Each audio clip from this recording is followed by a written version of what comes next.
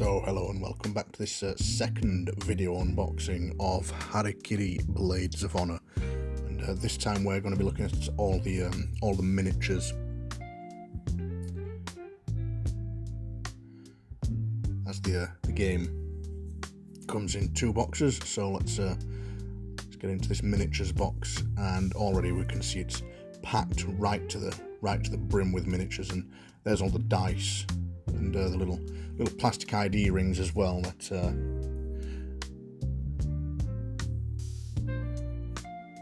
just try and get into this. Everything's got tape all over it, so just have to get that off. And I think this is definitely going to. Yeah, there we go.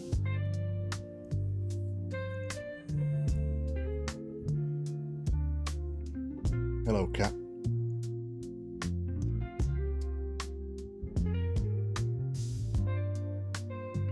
So I'm trying to knock all the miniatures out of this tray. So let's have a look at these dice first. So yeah, these combat dice. Actually, I had a quick look through the rules before I recorded this, and these are really cool. So these are your combat dice, and if you notice, they've got these black and white dragon symbols on them. And when you roll these in a fight, if one of the dice shows a white dragon and one shows a black dragon, it activates this yin-yang ability, which is like, you know, do extra damage or whatever it may be. But I just thought that was a really cool thematic little touch to the game. And you know, it's a big win for theme. I'm a big fan of theme in games. And other than that, they're just kind of your basic, you know, the little marks represent how much damage the attack does. And each of the coloured dice have like different amounts of damage on them. So like the purple one there will have like that goes up to 3 damage, whereas the orange one, I think it can only do I think each side only has 1 damage on it. And then there's this black die, which I believe you can choose to roll this, like you don't have to. And if you roll this red symbol here, then your attack misses, and the enemy gets to counterattack you. If you roll that blank side, you also miss. But if you roll the green side, it ignores the enemy's defense or something like that. And this is actually just a basic D6, but the theme again is really cool here. If you look, there are all these different shuriken and kunai sort of designs, and if you look, that's like the number of points on the shuriken is what the number is. So it goes from 1 point up to 6 points, which I just thought was a really interesting and cool way of doing a D6. And then these are the chi dice, which I use to kind of track the special abilities you have. These are really tiny little dice, and the numbering on them is really nice. Again, it's done in that kind of Japanese style font, which just adds that little bit more of a theme to the game, a bit more immersion. And then some ID rings and plastic tracking cubes for the character boards. And then let's take a look at some of these miniatures. So let's have a look at this guy first. This is definitely one of my favourite of the heroes, the blind Ronin samurai, which is zoom in there and get a really nice look at him. It's just a beautiful miniature. That I just love the pose, the detailing on it's really nice. And then this is Tomoe, I believe, who is like the female samurai archer, who is I think she's the leader of the group in the story. I'm not too sure yet. I haven't had that much of a look through the exact details, but yeah, I think she's like the leader who brings them all together. And then I think this is the traveling monk character. There's 2 miniatures of him, so is that an enemy? I'm not sure. I'm not sure why there's 2 of him, because I'm sure that's the monk. Anyway, and this is the ninja, who is pretty cool. Very typical sort of ninja pose there. Very nice detail, and I love that armor. There's like some really nice little decoration on the armor panels there. Those, I believe those are the 4 heroes. I'm still not sure why there are 2 of the monk miniatures. I'm pretty sure that's him. That really does look like the artwork. I just don't understand why there's 2. Maybe he's got a special ability that lets him like clone himself or something. Anyway, this is one of the Akaname. I think it's the Akaname who have the long tongues. And you look like you get 6 of those. In fact, I think from the looks of it, you get 6 of most of these basic enemies. This guy is one of the Ashigaru. What a cool miniature that is. He's got his flintlock pistol in his hand there, and a big scary demon mask. And these are the Kachi, which I think are like I don't know if they're like demon samurai or undead samurai or something. But I'm guessing they're some of the daimyo or the shogun's forces. And this chap is a kappa, and the kappa are really funny little mythological creatures. They have this like divot in their head. That's not a casting mistake. The kappa have these divots in their head, and like they pour water into them to keep themselves hydrated or something. And then this is an onryo, which is basically it's like the Japanese version of a banshee. It's like a angry ghost, basically. Yeah, not much really to say there. And then I think this is the Jinky Ninky, which is like a weird little creature that kind of scrabbles around. And from the looks of it, it's eating a person's head there. I think it looks like I'm not really sure what's going on there. I think it's eating someone's head. Oh, that's sufficiently gory. And then let's get this tray out of the way and have a look at what we've got underneath. So we'll take a quick look at these. I'll get the lid off and get it open. So we have got those are the what were they called? The seppuku or something, was it? I can't remember what they call it, like the bird women, which really nice sculpting on there as well. And they've all got these scenic bases as well, which is always nice. Oh, hello again, cat.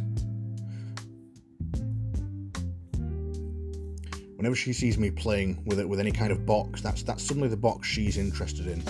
Oh, and that's the was that the Nue? I think that's the Nue, which I'm not really sure what that is. It's just looks like a kind of a tiger with a snake tail or something, a bit like a chimera. And that's another one of the bird creatures. And then this was the Undertaker. So it looks like he's got a big old coffin on his back as he's walking around with his lantern and his butcher's blade. It's a pretty cool miniature. I quite like that. And this big fella here was the Blood Oni, I believe he was called, which is it's a huge miniature and really nice detail there on all his armor. Look at that on the shoulder pad. It's just fantastic sculpting there. And this was what was he called? Otoroshi Saboshi or something. Like, it's just so silly. It's like riding a demon's head. And there's even sculpting there like of the severing on the back of the head. That's interesting. I'd have thought that would have just been like a smooth sort of bit, but no, they've even sculpted where the head's been chopped off. I really don't know what this is. I don't know if this is from Japanese folklore. I guess it probably is. I may have to look it up. It's really unique and interesting, crazy sort of demon. Let's have a look at this next tray, which from the looks of it, I believe those are some of the Kickstarter heroes I can see in there. So let's get this tape off and we'll have a look. So yeah, we've definitely got the 4 Kickstarter stretch goal heroes there. I believe they were. Let's have a look at this first. Oh, that was the Awanome or something they were called. I'm struggling to remember the names without the cards in front of me. But yeah, it was like a ghost with no legs. And these look like some kind of a samurai with no armor on, from the looks of it. I'm not sure what their can't can't remember seeing an enemy card for those guys, but they just look like unarmored samurai. And then we have the alternate samurai hero. I can't remember what these characters' names were, but yeah, he's kind of cool, holding up a traditional like Japanese. I think they're like traditional Japanese fans, those that he's holding up. And he's got heads all around his belt. And this is the alternate ninja. Oh, I really like the pose on that. I like the pose on that much better than the main ninja. That's really cool. I love the way she's holding a sword like that. It's really striking, sort of about to thrust sort of pose. Really nice action there. And I believe this is the alternate Ronin, who he's got like a monkey companion there, like a traveling monkey companion. And yeah, that's interesting. I quite like that miniature. She looks very well traveled. Like you know, her dress here doesn't look like very traditionally Japanese. It looks more kind of ragged, like she's kind of traveled around the world maybe or something. You know, like the boots and the sort of the loincloth type look. It's interesting. It's an interesting. And then this one's really strange. This is like I mean, he's got like 6 arms. This guy himself looks more like something I'd expect to be kind of one of the monsters. You know, he's like a levitating 6-armed monk or something. It's interesting to see something like that as a hero character. And then this is like one big sort of box. There's an empty tray underneath there. I'm not sure what that's for. Maybe it's for like putting all the enemy cards or something in. I'm not sure. Let's get the tape off of this one anyway, and yeah, so get the last of that tape off there, and finally we can get into this big box of miniatures. So let's start with these up here. So these look like ghostly kind of spirits of maybe samurai or ashigaru or something, with these big spear naginata type weapons. And then I recognise these are tengu, like bird samurai kind of demon creatures. You get some of them in Shadows of Brimstone as well, but I think these sculpts are, I don't know if they're better. You know what, yeah, they probably are. Let's have a look at this. Oh, that was I can't remember what the character was called now, but it looked like a travelling witch, like a Baba Yaga type character.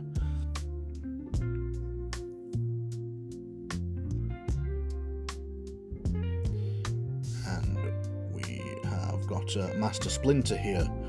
I can't remember what his character, like his enemy name was either, but that's definitely inspired by Master Splinter from the Ninja Turtles. You can't tell me it's not for a moment. And this was Izumi, was it she was called? She's floating there, so I'm guessing she's going to be like a ghostly geisha character of some type. And then this was called like the Plague Lord or something. I remember because it's Jeff Goldblum, fresh off the set from The Fly, looking handsome as ever.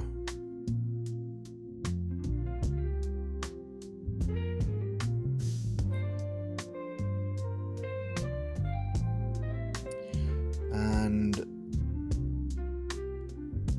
it's like an elemental of some kind. It's like some kind of water coming up off the base there. So maybe this is like some kind of elemental sorcerer type character, maybe. Guess.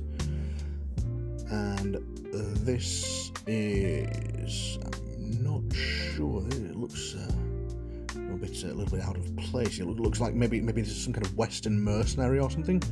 Like the big cape and the armor looks a little bit more of a Western style. I'm not sure what that is. I don't remember seeing an enemy card for that character or anything. But that'll be interesting to see what that is. And this, I believe, is the daimyo, or maybe the shogun. in like a human form. Because I know we'll see the Shogun shortly. So this is probably the daimyo on his horseback, and that's it's a really nice miniature. That really good detailing. And then this is the Sumo Sappo, which is really nice, actually. Like just huge sort of miniature, really. This is the Daidara Bocchi. That's really cool. It's like this woody tree sort of texture to it. Detail, it's really nice. Yeah, look at that. There's like the bark on the leg there, so I'm pretty sure it's like a forest elemental type creature.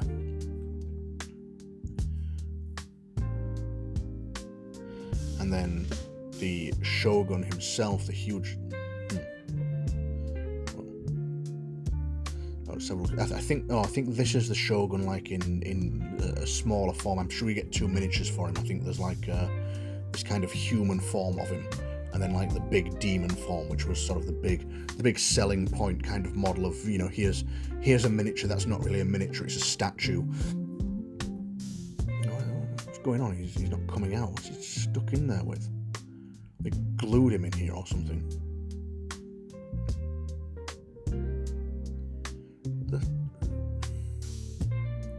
Oh, okay. I just figured out he was actually held in place by this piece of wire here. I don't know if you can see it, but it's like a piece of wire around him, like a little seat belt that was holding him in place. But yeah, look at the size of that. It's just that's just fantastic. It's so ridiculously gigantic. I mean, it's not a board game piece. It's a statue you put on your mantelpiece. You know, but it looks fantastic. I mean, look at the size of that katana, and then this huge slab of a sword it's carrying, and all the detail on the armor. I'm going to really enjoy painting some of these. I love the way sort of the paint catches on this samurai style armor. It really brings out the detail just really nicely. Yeah, that's the big Shogun demon. And I think we've got one more pack of miniatures here, which I'm guessing will be some more of the bosses by the looks of it. I'll just get this tape off. And yeah, I recognise a few of these. So that's the Shinigami there, definitely. And that is... I'm not sure what that is. It looks like a demon or a succubus riding a giant elf. A giant elf. What am I talking about? A giant elf. Giant lion riding a giant wolf. An elf. Yeah, riding an elf. And that is definitely the werewolf form of that character Cedric, I think he was called. And that's interesting. It's like got like multiple tails. Because I think, isn't there a Japanese myth with like a 9-tailed wolf or a 9-tailed fox or something? So I wonder if that's what that its multiple tails are referencing. And I am going to assume that this is Cedric in like his human form, maybe. Guessing here you'll kind of defeat him in that form, and then he maybe turns into the werewolf. And then this is the demon hunter, and as you can see there, he has certainly hunted that demon as he's putting a spear in the back of its skull. It's funny this though, because that is clearly a demon itself that is hunting other demons. So is he a demonic demon hunter? A demon who hunts other demons? Who knows? And then we also have, if we can get him out, the Shinigami, which is that's just a fantastic miniature. Look at that. That's the flowing sort of robe there, and feathers on the wings, and that staff and the scythe. Just so much detailing there. That'll just look fantastic when it's painted up. Well, when somebody with serious painting talent paints it up anyway. Maybe not when I paint it up. And I believe that's it for the miniatures. That